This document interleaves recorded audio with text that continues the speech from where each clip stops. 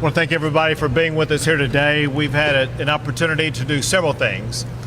One is before arriving at this particular venue, had the opportunity to visit with about 100 of volunteers who had come into this region from other parts of the state of Texas and did things like provide ambulances, ambulance rides, first responder response like that, whether it be for medical purposes or other purposes.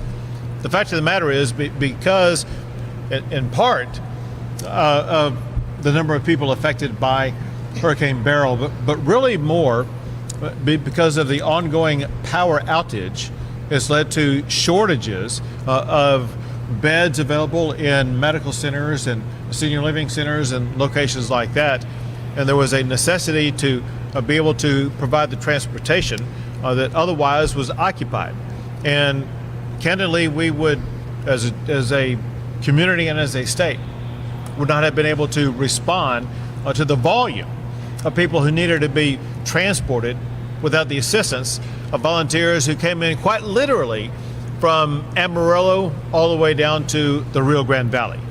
I just want to make sure that these communities that volunteered here in the greater Harris County area know that wherever they are in the state of Texas, they and their communities are very much appreciated.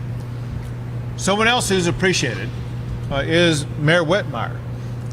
The way that he and his administration and the community of Houston has responded to this hurricane as well as power outage challenge has been remarkable and effective. And as we were talking about earlier, there are several reasons that have buttressed the support to this event. One is collaboration. Collaboration among all of the local officials, but also collaboration at the state and local level.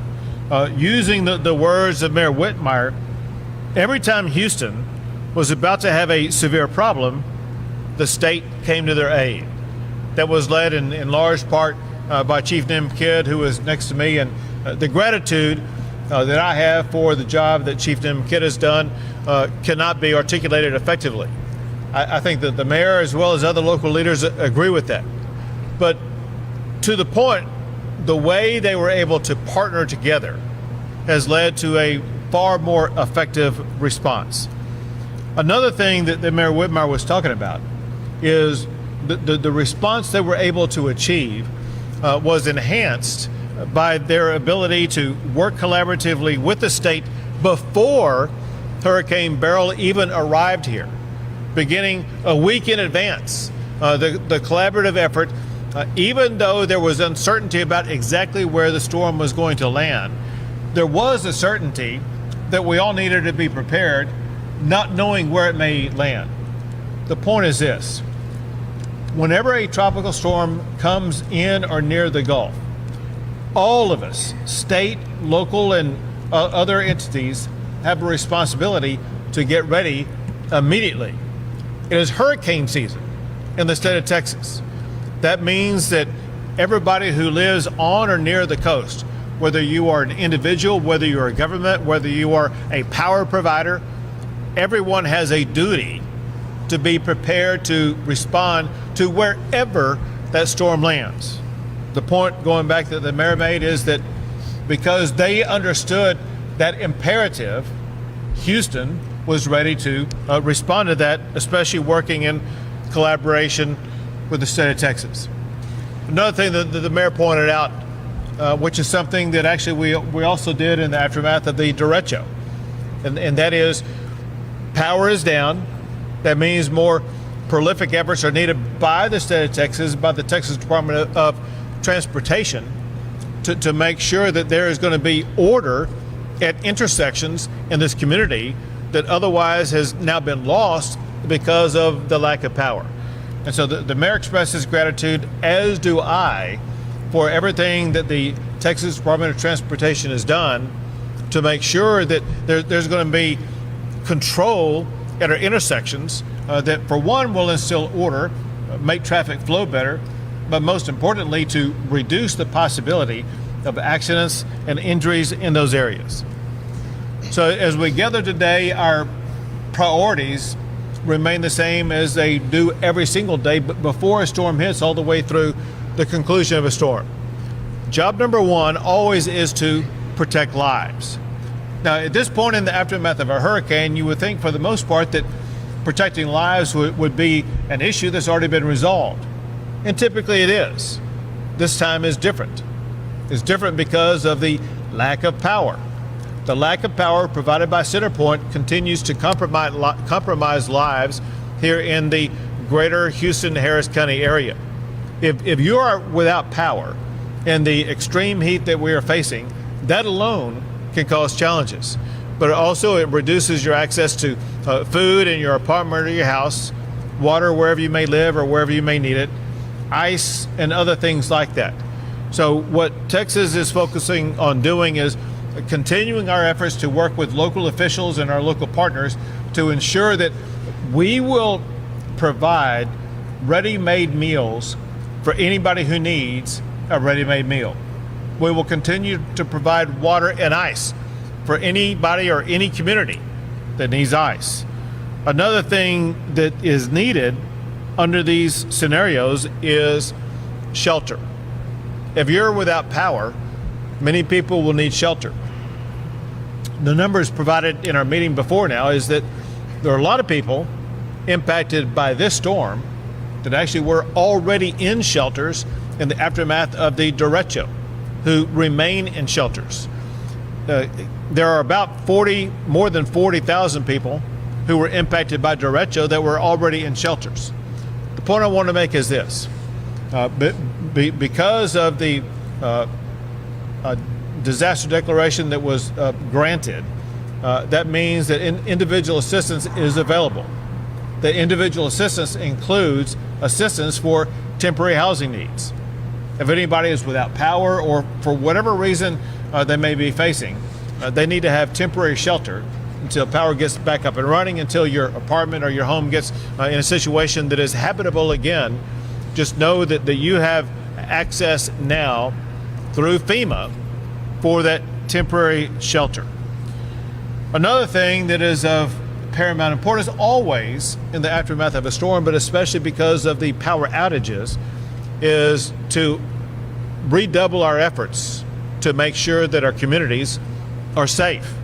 And we as a state were able to partner with the city of Houston, with Harris County, with local jurisdictions to make sure that they would have the law enforcement presence that needed to be enhanced because of the lack of power during the course of this event. The state of Texas has stepped up and provided about 80 Texas Department of Public Safety officers, as well as brought in about 100 law enforcement officers from other jurisdictions across the state, with the state of Texas footing the bill for those additional officers to make sure that the streets of the greater Houston area will be as safe as possible during this event. Another thing that kind of correlates with why we are at this location today, and that is there are and remain public health-based issues as a consequence primarily because of the lack of power. Because of the lack of power, there are all kinds of complications at hospitals, at senior living facilities, at assisted living facilities, where there may be an inability to discharge a patient, an inability to take in another patient. And because of those complications, it was necessary to have what I will categorize as an overflow facility like what is happening right here at NRG. For one, we thank NRG for opening up the venue. But for another, I want to thank all of the professionals who were involved in setting up this operation to make sure that we would be able to accommodate anybody who needs access to a healthcare provider in this overflow facility because access was otherwise denied. We want to ensure that no one loses access to healthcare. Part of that process means ensuring also that the ambulances and transport facilities will be made available for those patients as they look to get to wherever they may need to go. Now, again, this is a collaborative effort by the state of Texas and by local authorities to make sure that all of the needs of local citizens and residents are fully met.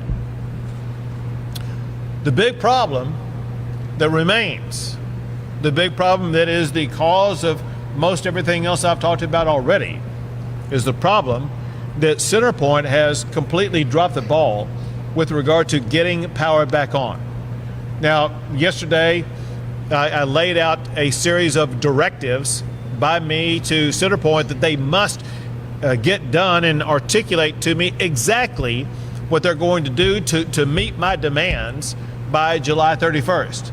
I will not go back over those today, but just suffice it to say that the clock is ticking for CenterPoint to step up and get the job done. I know they're still responding to the current storm. However, they're making a huge mistake if at this very same time they're not preparing answers to the questions I laid out yesterday, with the expectation that if they do not get that information to me, I will be prepared to swiftly issue an executive order establishing the guidelines that I think are most important to ensure that there will not be another disaster caused by lack of power in this region. And that will be an executive order on my part imposing on CenterPoint exactly the strategies that I think are going to be necessary to keep the power on. You will hear more about that here shortly, in part, but maybe some other things from the chair of the Public Utilities Commission, who will be speaking with us here today. The Public Utilities Commission is the agency in the state of Texas that has the oversight of companies like CenterPoint. That is pretty much all I wanted to cover. Let me just once again express gratitude to all of the volunteers I had the chance to visit with today, to the people at this table, to the people behind us, standing behind us here, for everything they're doing to work around the clock to ensure the most robust response to this hurricane and to the aftermath of the lack of power. The tip of the spear of responding to that has been the mayor of the city of Houston, and a person that I've known and worked with for literally decades, but who has stepped up in an exceptional way to provide leadership in response to this hurricane, to this challenge. And Mayor, thank you for your leadership. Thank you for everything you've done. Very proud of the effort that you provided. I'll turn the mic over to the mayor. Thank you, Governor, and thank you for your powerful leadership. What we're demonstrating today is that relationships, experience, and collaboration works during a time of a crisis. Houston was prepared for Beryl. On Saturday morning, we were being told that we would get tropical winds and 6 to 10 inch rains. Turned into a full-fledged hurricane with 10 to 15 inches of rain. We immediately went into life safety mode, rescue. We then went through, and that is about the time that we realized we need to contact your emergency management team, which has helped us in the past. We were positioned and ready, had all hands on deck in our emergency center, going through departmental reports. We were prepared, and like others, we saw that Beryl was very unpredictable. Instead of northern Mexico or South Texas, it headed toward West Houston. We became the dirty side of a dirty hurricane. We worked around the clock, but immediately we saw that we had lost energy, and everything revolves around energy. It affects your rescue. It affects Houstonians' life and safety. So thank you for your powerful direct message to our CenterPoint provider. And all I can say is we need power. Everything we talk about today revolves around energy. Immediately we saw that we needed additional resources. We needed ice. We needed water. We needed to open our multi-service centers, not only for chilling centers. Unfortunately, I discovered that the city of Houston did not have fire stations with backup energy. I have learned a lot during this storm. I ran for office to fix things, and I discovered during a crisis, you see your vulnerabilities. So what do? You use that relationship and collaboration with the state of Texas. With your emergency center, we immediately started getting additional public safety. We also had TxDOT come in and fix some city traffic lights. They're doing it this morning. DPS came in immediately with additional resources. Thank you to all the stakeholders.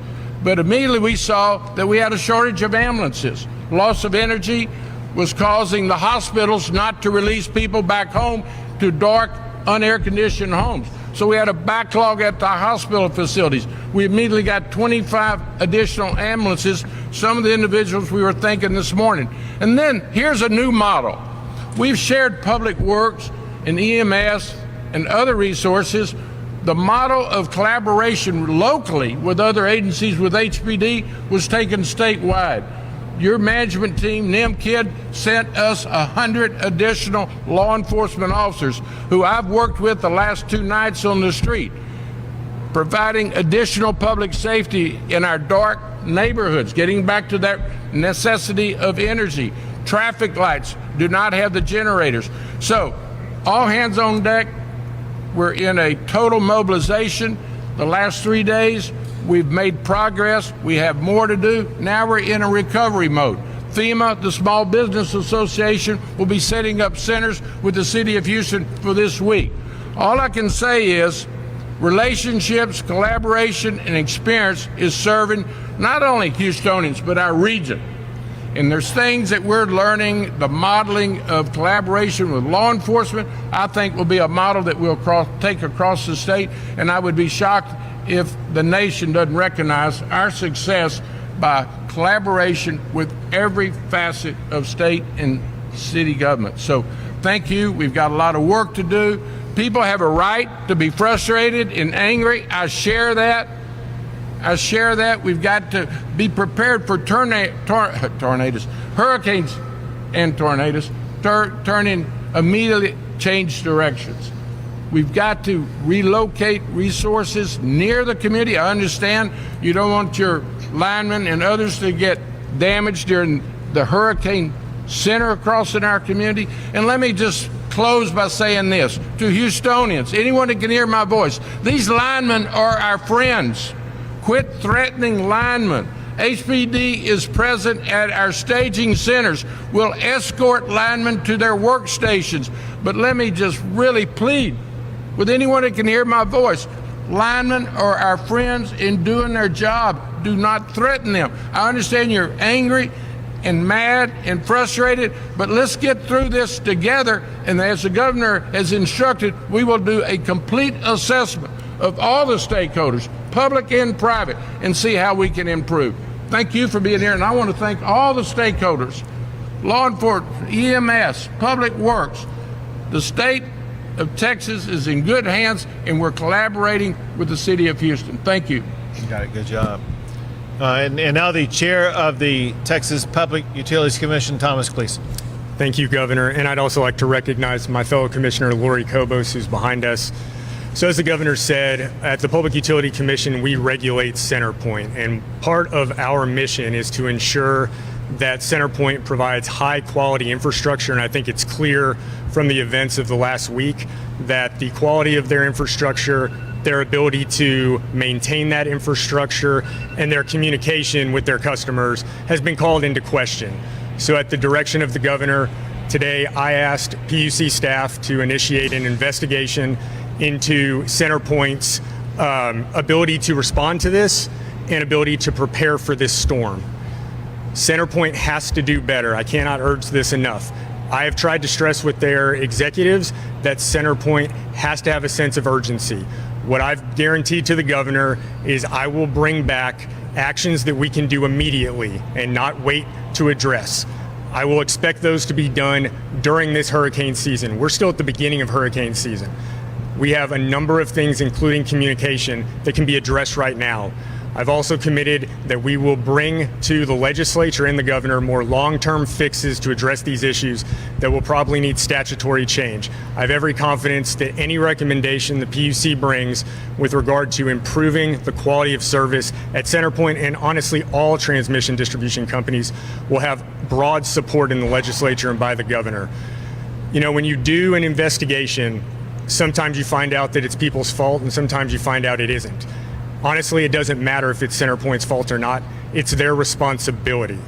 When they decided to get into the public utility business, They entered a compact with their customers that they would provide high quality service because utility service, electricity is important to every Texan and every Texas business. And as such, we will look comprehensively at all of their operations and bring a report back in December of this year prior to the legislative session with recommendations for how to mitigate the impact of these types of storms going forward and how we can ensure that this type of response will never happen again. And Governor, I want to thank you for the direction you provided to the PUC as far as where we should take this investigation. And we will be providing regular updates publicly at our open meetings and on our website and through our social media outlets so that this is done in public and is done transparently so everyone that's been affected by this can know exactly what we find. Very good. Thank you. And now, Chief of the Texas Division of Emergency Management, NIMKID. Thank you, Governor, and thank you, Mayor. Life safety continues to be our #1 priority. The strategy to protect life safety is the restoration of power. We continue to have truckloads of food, water, and ice available to support all of the jurisdictions that request it from anywhere in the impacted area. And Governor, I got to thank you for this team of men and women that are standing behind me, and the thousands of them that are across this impacted area that many of you will never see. They are working around the clock. Many of them are from the Houston-Harris County area. Their homes and their families have also been impacted by this power outage. And then we have those that have traveled from all over the state of Texas. I have to take a minute to recognize Dr. Jennifer Shuford, the Commissioner of Health from the Department of State Health Services. Dr. Shuford and her team have provided the EMS assets to help support this city, along with the rest of the teams, and then the community from National EMR, our nonprofit, non-governmental organization that's helping set up this medical shelter that's here. Also, as additional counties continue to be added for individual assistance, please help us share the telephone number and the website address so that all people impacted by this storm that are eligible for individual assistance register. As Governor said, we have about 40,000 Texans that are still in hotels and additional shelter right now from the last storm that came through. All of those that are impacted will have to re-register in accordance with FEMA rules. We have asked them to allow duplicate registration. They have said they cannot. So we need your help in getting that message out for those to re-register with FEMA.gov under disasterassistance.gov so that they too can become eligible for additional assistance. Thank you, Governor. Very good.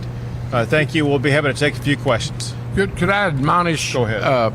or advise Houstonians with this heat, go to City Cooling Center, your libraries, your multi-service center. Multi-service centers will be distributing ice and water. Everyone's going to have to stay hydrated and get to a cooling center when you need additional ice and water. Very good. Go ahead. Okay, can I get you to speak louder?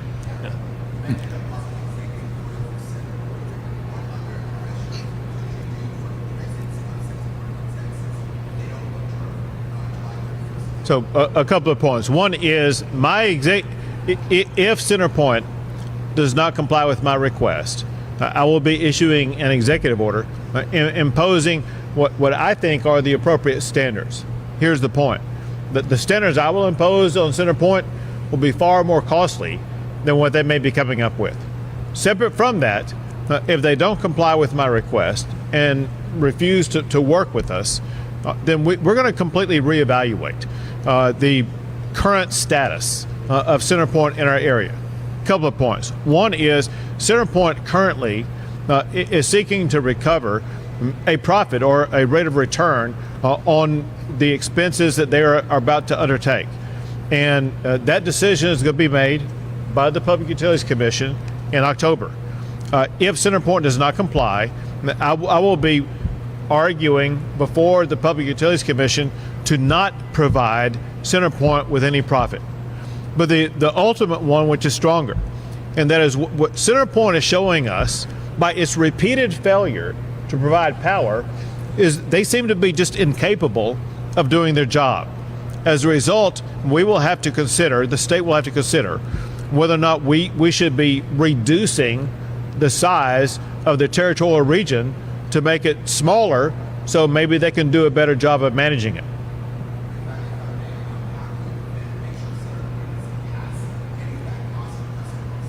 So on the passing of any of that cost to customers, the decision about authorizing that or not authorizing that actually is by the Public Utilities Commission. They're going to be going through that assessment process in October. And so we will be able to see all the cards on the table by what CenterPoint has or has not done before any ability is given to CenterPoint to recoup any of their costs.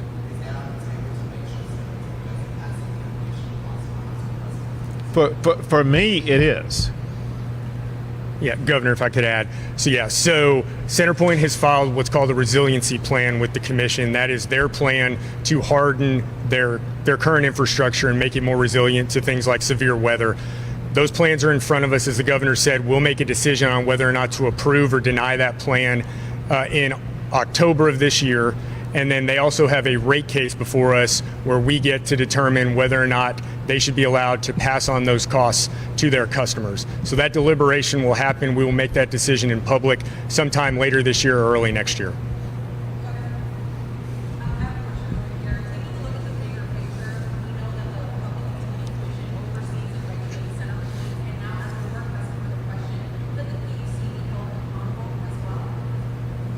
No, there's from my observation, there's nothing that the PUC has done or failed to do.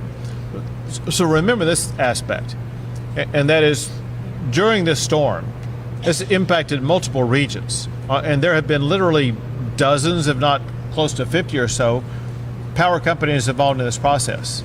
This isn't a failure of the entire system. This is an indictment of one company that's failed to fulfill its job, as well as all the other power providers. And so all of the issue is focused on one company, and that's CenterPoint. What the role that the PUC has is to make sure that they hold CenterPoint accountable for their failure to deliver power in response to this storm.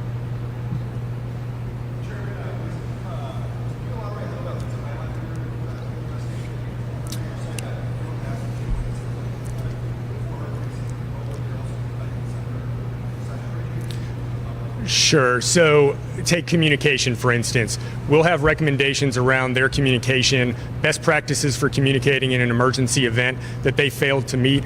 Those can be implemented immediately once we identify them and come up with solutions. Some other issues are going to take longer. So one of the things that I've heard as chairman is vegetation management has been an issue. Right now, CenterPoint can only cut the trees that are within the right-of-way for its utility lines and poles.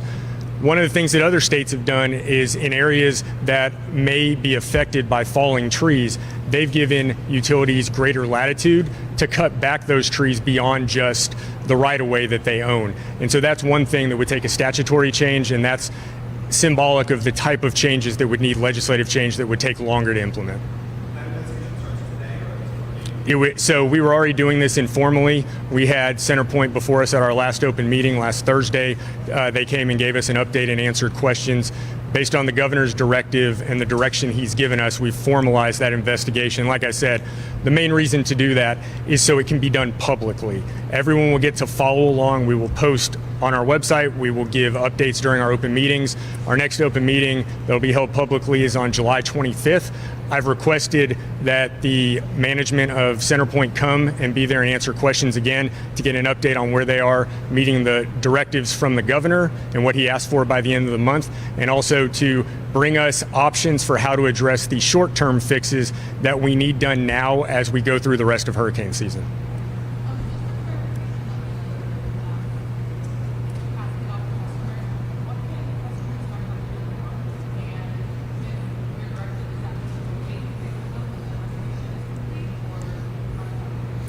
So this will have no impact on residential customers' bills at the end of the month. This will have nothing to do with that. No. As a result of this, they will not see any increase in their utility bills right now. Absolutely not.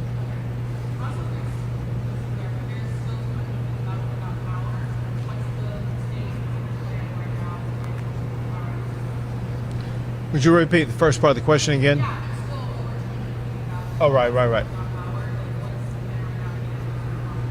right, you probably. So I was out embedded in the field this morning with CenterPoint. Their crews are still working. They are hopeful that they'll be down to about 5% out by the middle of this week, by Wednesday, and the goal is still to have 100% restoration to the homes and businesses that can actually receive power. They aren't so badly damaged that they can't even receive power by the end of the day on Friday.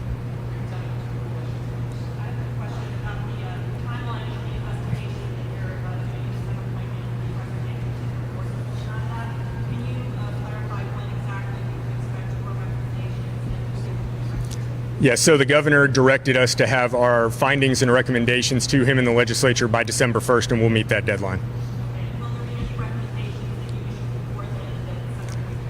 Yes, if there are issues that can be addressed without statutory change, we will ask and direct CenterPoint to make those immediately. The urgency of this cannot be expressed enough. We don't have time to wait. Like I said, we have a long way to go in hurricane season. These issues that can be addressed now have to be addressed now. So what we can mandate CenterPoint to do, we will be doing so to CenterPoint. Recommendations that we need approval for, changes in statute, for instance, we will give those recommendations to the legislature and to the governor.